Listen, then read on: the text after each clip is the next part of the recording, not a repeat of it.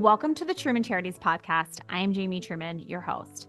I have 3 boys, and their absolute favorite thing to do is go to a baseball game.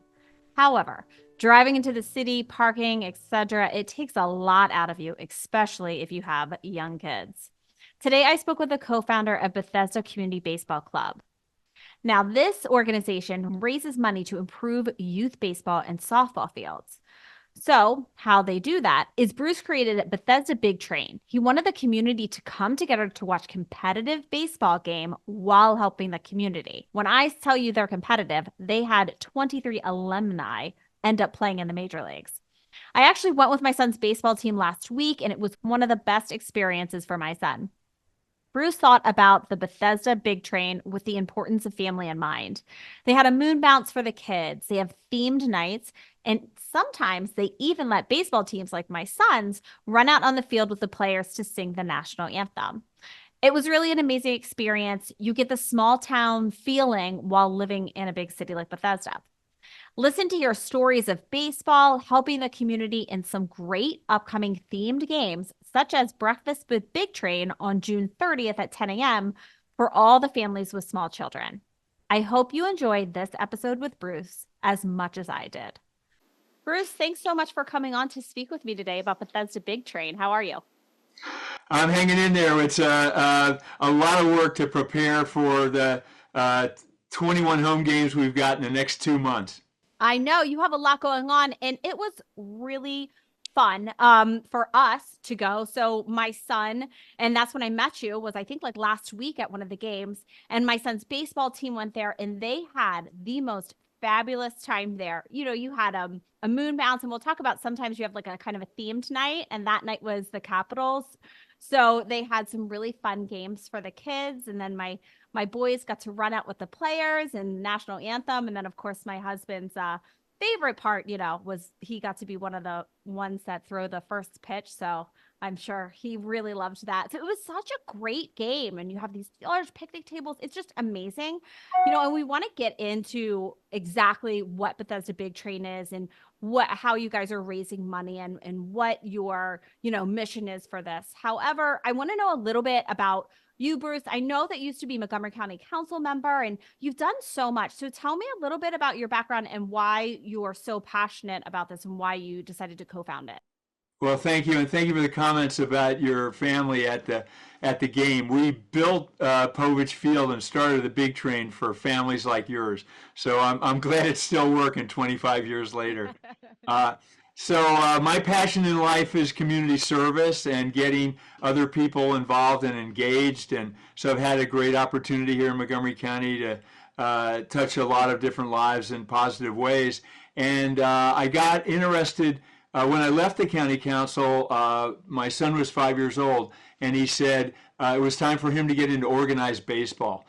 So I signed him up with BCC Baseball, and I went out there, and the fields were in bad shape, and I felt terrible because I'd been on the county council. This is 1995, and I knew the economy was bad, so I knew I couldn't just go back to the council and say, oh my goodness, we made a mistake. We need to give more money to Montgomery Parks. And I thought we need a public-private partnership to fix these fields.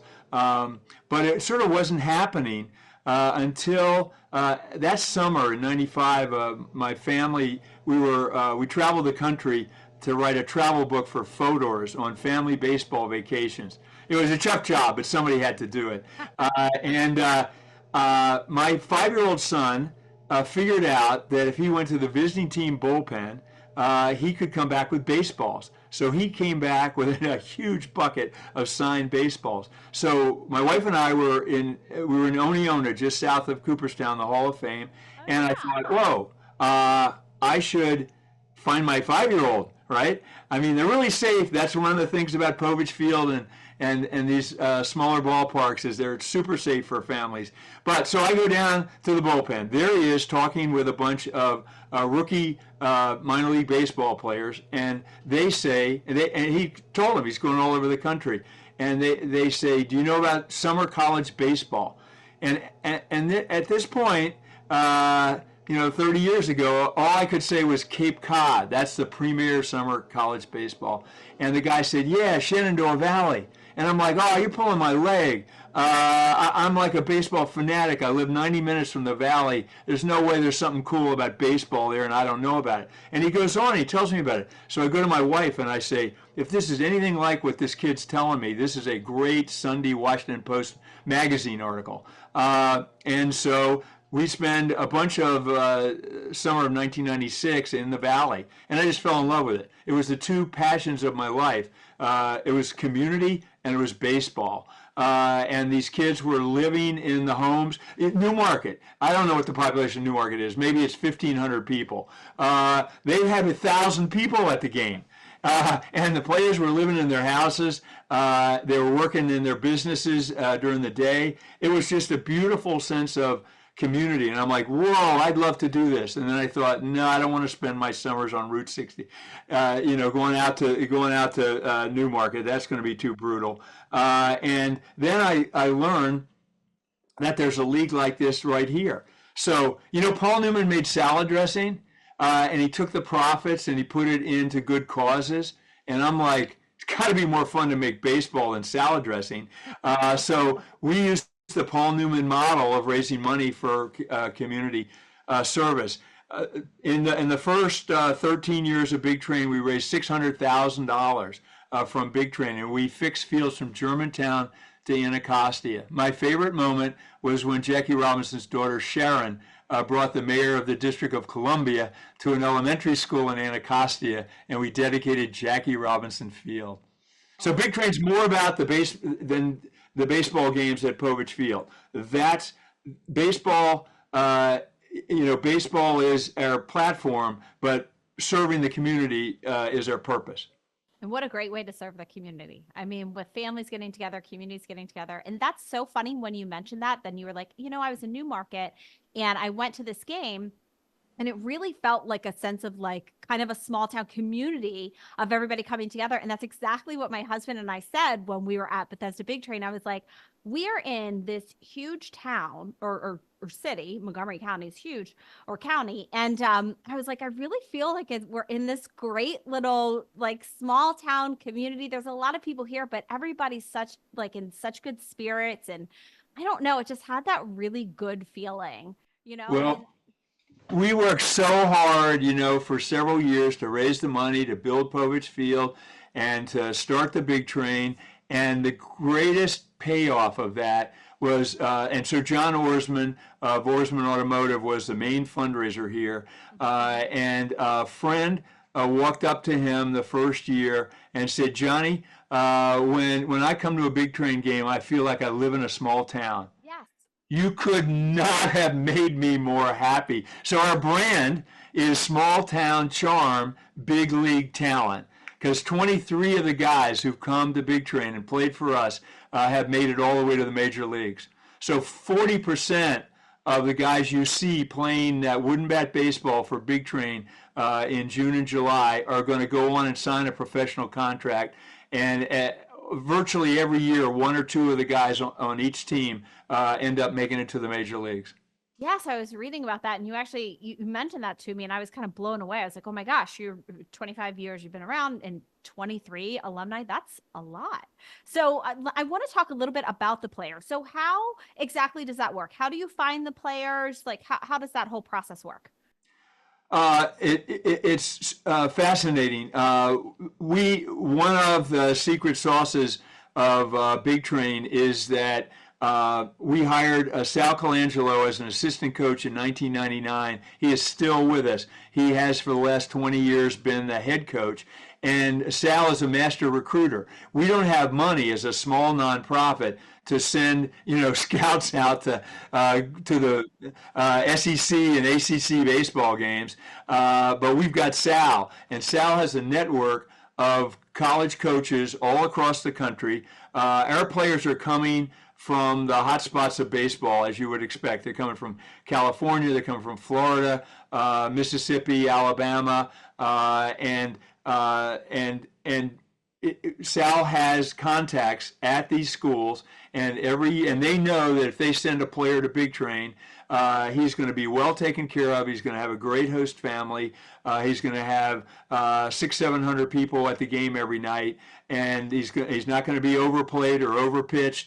And so they send players to us, 2 or 3 players from each of these 8 or 10 different prime schools that we get year after year. And we just have this pipeline of talent because of Sal's good relationships with the college coaches. Wow, when you're talking about the players and the hosting family. So of course I was on your website and I was looking through a bunch of, different materials from Big Train. And I went on to hosting and I saw you guys have a picture of a family and I'm like, oh my gosh, I'm friends with them. So I reached out, the Georges, I reached out to my girlfriend and I was like, oh my gosh, you host a player? She goes, we do it every year. We have 2 kids from Alabama this year. She's like, it's the best thing for my family. We absolutely love hosting these boys and we will plan to continue to do it for as long as we can. So tell me a little bit about how. And these relationships last for sometimes decades, where these families stay in touch as these guys make it through the minor leagues and get to the major leagues. So we got all kinds of photos of, our bat boy or a family with a major league player when they come to Baltimore or Washington. Yeah.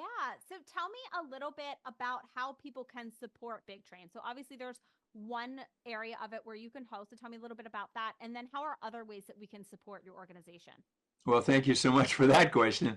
So the host families is a huge deal.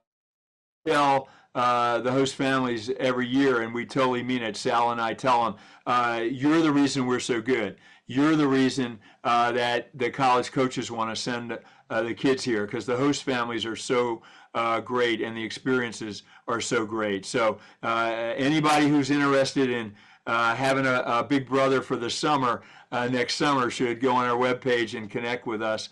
Other ways is come out to the ballpark. Obviously, we have 21 home games in June and July, and picnics are a way to support the Big Train. So this is, as with your son, this is a great way to have an end of season team party. And as you said, we'll announce the players by name and have them run out on the field with the Big Train players for the national anthem. What could be better than that?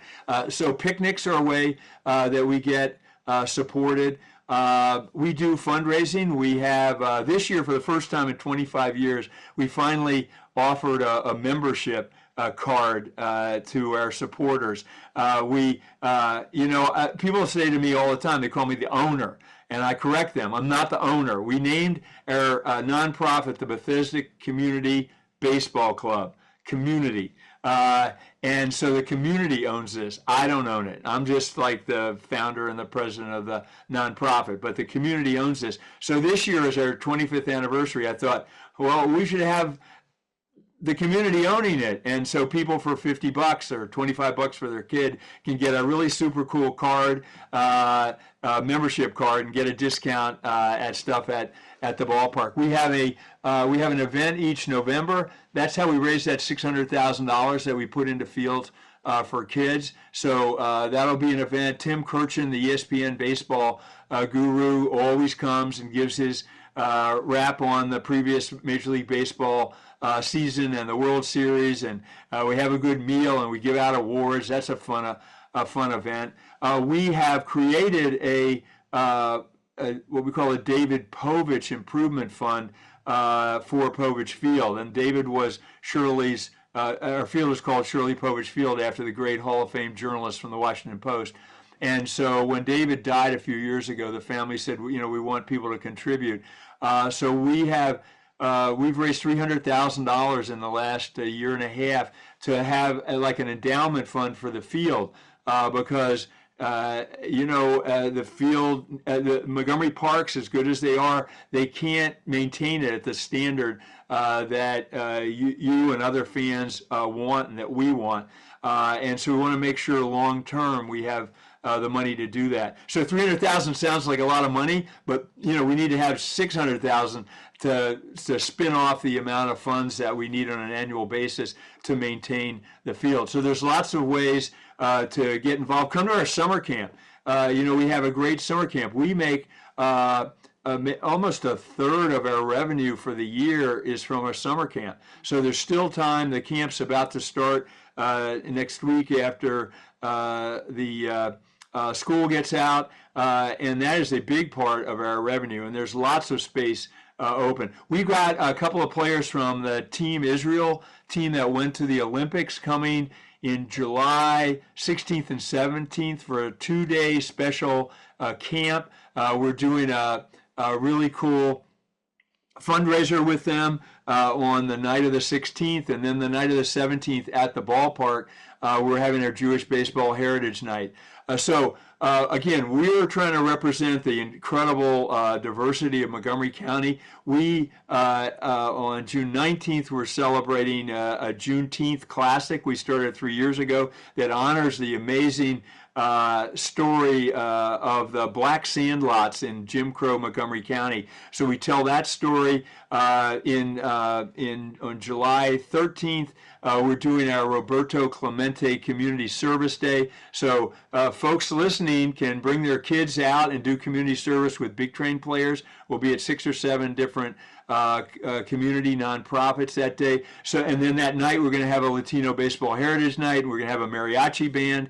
It's the Year of the Dragon, right? So we're going to have a Sister City night, and I hired one of those dragon dancers, that have 9 people in a costume. My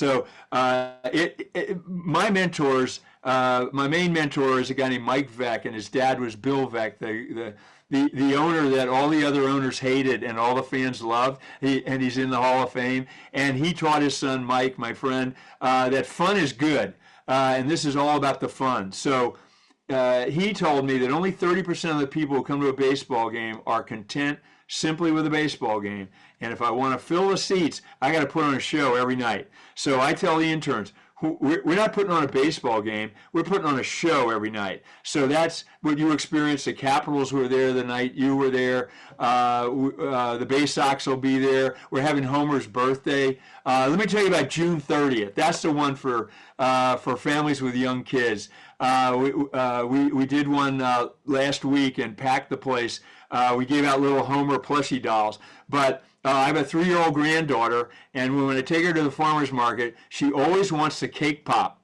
And she particularly wants the cake pop that's in the form of the head of a panda. And so I asked the lady, could you do a cake pop with the head of our mascot, Homer the dog? And we're going to give out 100 free cake pops to the first 100 kids 10 and under on June 30th. It's a morning game. I had families tell me for years, hey, Bruce, we got a 4-year-old and their bedtime's 7 o'clock. We can't come to your games. And I'm like, yeah, but the light is in the batter's eye at 5 o'clock and we can't play then. And by mistake last year, mistakes can be great. Somebody screwed up and we had to change our schedule. We ended up with a 10 o'clock Sunday morning game. And I was like, whoa, what am I going to do with that? What we did with that was say, this is the game for those families with young kids who can't come to 7 o'clock games. And the place was mobbed. So this year we've had one, and we're going to have a June 30th game starting at 10 o'clock for those families with great giveaways. As you said, we have a moon bounce at every game. Fun is good, and we created a kids fun zone for all these kids. A 10-year-old can't sit with their parents for 2.5 hours and watch a baseball game, right? They got to get up and run around. So we got a place for them to do that with a moon bounce, with all kinds of chalk to chalk up the sidewalk and just have fun. Yeah. When you're talking about the June 30th event, I'm like, my youngest is 3. When you have young kids, you're up at like 6, 7. So a 10 a.m. game, you are ready. You have been ready to do something. So it's perfect for kids. And June and July, it is a lot nicer and cooler at 10 o'clock than it is later in the day. Yeah. It was a complete mistake and a complete success. Who knows? That's life. So you get a lemon, you turn it into lemonade. That's what we try to do. I know. And I do think it made I never seen my son smile as much as he did when he was running out into that field, and he's obsessed with singing the national anthem. So he's just put his hand up and he was so excited to be standing next to this big ball player. It is such a fabulous experience. I cannot thank you enough for everything that you guys are doing.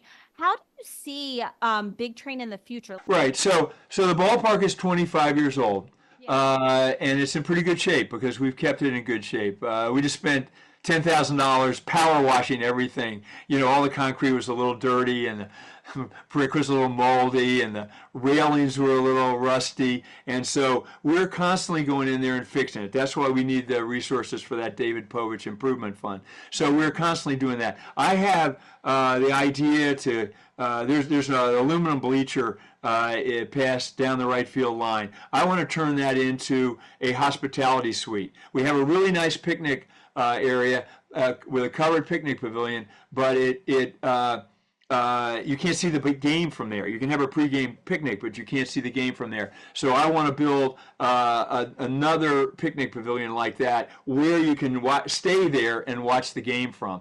Back in the day in 1999 when we opened with this is a living baseball history museum. We tell the story of Walter Johnson, the Big Train. We tell the story of Shirley Povich.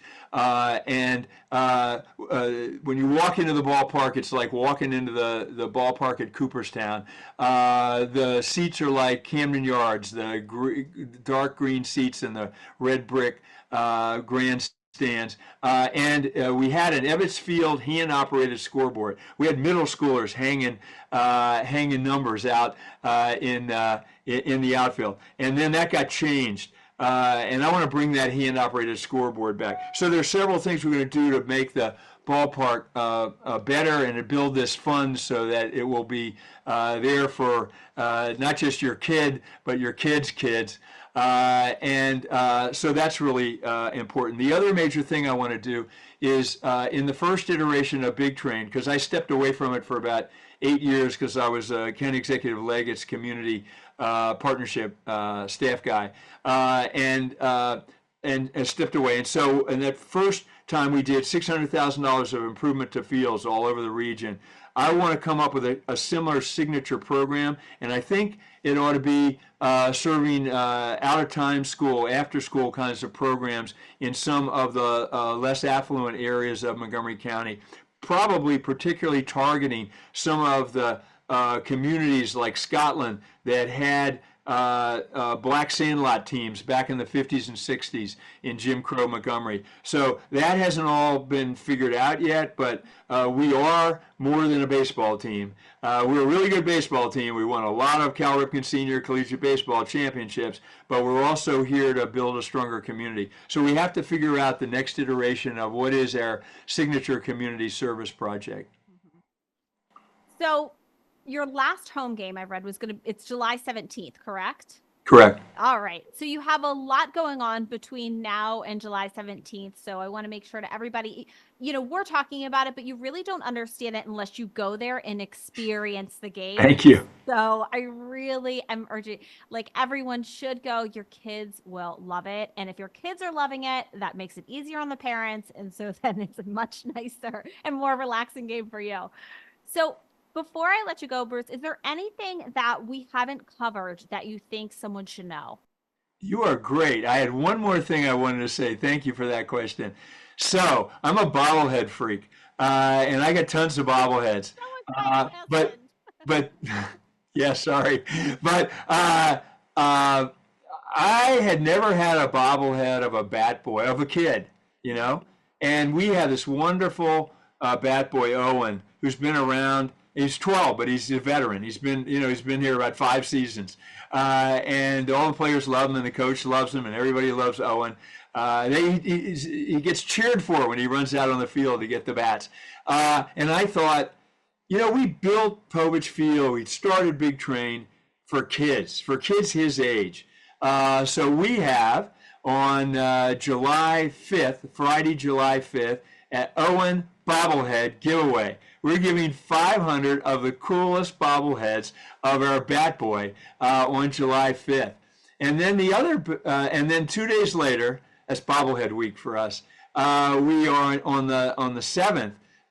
We are we are, no, sorry, I got that wrong. On the 7th, we're giving out the Owen Bat Boy bobblehead. On the 5th, we're giving out a bobblehead of Eve Rosenbaum. Eve Rosenbaum is one of the three leaders of the Brainiac Orioles general manager operation that has put together this extraordinary group of talented Orioles players. I got a lot of bobbleheads. I don't have many kids, and I don't have that many women bobbleheads. But we're going to give away 700 Eve Rosenbaum bobbleheads. Eve played BCC baseball on the boys' teams. She was a volunteer in that hand-operated scoreboard that I'm telling you about when she was in middle school. She went to Whitman and played softball at Whitman and at Harvard, and now she's one of the top women professionals in sports. And so that is another super cool bobblehead. So come June 5th for Eve, and July 5th for Eve, and July 7th for Owen, and get some fabulous bobbleheads. Yeah. I love that you mentioned that because my husband and my kids are obsessed with bobbleheads. And when we went, they got bobbleheads from the Caps. Oh, good. Giving them out too, and they were so excited about it. So we will definitely be coming to one of the games for some more bobbleheads. But Thank you know what? When you're talking, it just came to my head. Who was your favorite baseball player? So I'm sorry, I gotta pick two. So when my dad was growing up, this is crazy. But when my dad was growing up here in Bethesda in the 1920s, he had a pal who was another really good young athlete in the neighborhood. And the pal's dad was Walter Johnson, the greatest pitcher of all time, for whom our team, the Big Train, that's Walter Johnson's nickname. So Walter, when my dad was in that 10 and 12-year-old age group, Walter wanted somebody to hang out with his son Eddie when they was managing the Senators in Washington at Griffith Stadium. So Walter Johnson, the Hall of Famer, would pick up my dad every day all summer and take him down to Griffith Stadium to hang out with Walter's son Eddie. And Walter Johnson wasn't just a great baseball player. He was an extraordinary human being. So the connections are really weird here. We end up naming the team, and it wasn't my idea. Two other people came up with it. After my dad's hero, and my dad's hero, Walter Johnson, served on the Montgomery County Council that I served on decades later. So that's like super weird and really amazing. And then it was Cal Ripken who brought me back to baseball, because I kind of gave up an interest in baseball for several decades. And then I remember reading about Cal Ripken and saying, well, he seems interesting, when he was a rookie in 1982, it must have been. And I went to a game, and I fell in love with baseball. And then, another irony, we ended up naming the league that we created after his dad. That was cool. And then his son played in the league. So for, I don't know, maybe 12 games back 10 years or so ago, every time his son played at Povich Field, Cal was there. And he was incredible. He signed autographs for everybody. Nobody left Povich Field without a Cal Ripken autograph if they wanted one. He was so great. So those are my heroes, Walter Johnson and Cal Ripken. Oh, wow. There's some incredible stories. So, Bruce, thank you so much. I love everything that you're doing for the community. I can't speak more highly of Big Train. And I would like everybody who's listening, make sure to go to the show notes. We'll have all of the website and how you can purchase tickets and where you can find the events. So thank you, Bruce, again for coming on and talking to us and everything that you're doing for so many kids and families in the area. And I want to thank everybody for tuning in to another episode of the Truman Charities podcast. Thank you. Go Big Train. Now, I don't know about you, but that definitely got me excited to go to my next Bethesda Big Train. If you haven't been, again, you have to go. Go into the show notes. We will have their website and exactly where you can buy tickets. If you liked this episode, please make sure to rate and review it. I read every single review, and they really do count. And while you're at it, hit the subscribe button so you don't miss any future episodes. If you'd like to follow me, you can follow us on Facebook at Truman Charities, Instagram, Jamie_Truman Charities. You can follow me, Jamie Truman, on LinkedIn. And you can check out our website where you'll see our upcoming events on trumancharities.com. And don't forget to purchase a copy of my book, Vanishing Fathers, The Ripple Effect on Tomorrow's Generation. 100% of those proceeds do go to charities that help at-risk youths. I hope you enjoyed this episode, and I will see you next time. If you liked this episode, please make sure to rate and review our podcast. That is how more people learn about the Truman Charities podcast and our organization. And to make sure you don't miss any of our future episodes, subscribe. If you'd like to follow Truman Charities, you can follow us on Facebook at Truman Charities, Instagram at Jamie_Truman Charities, and check out our website, trumancharities.com.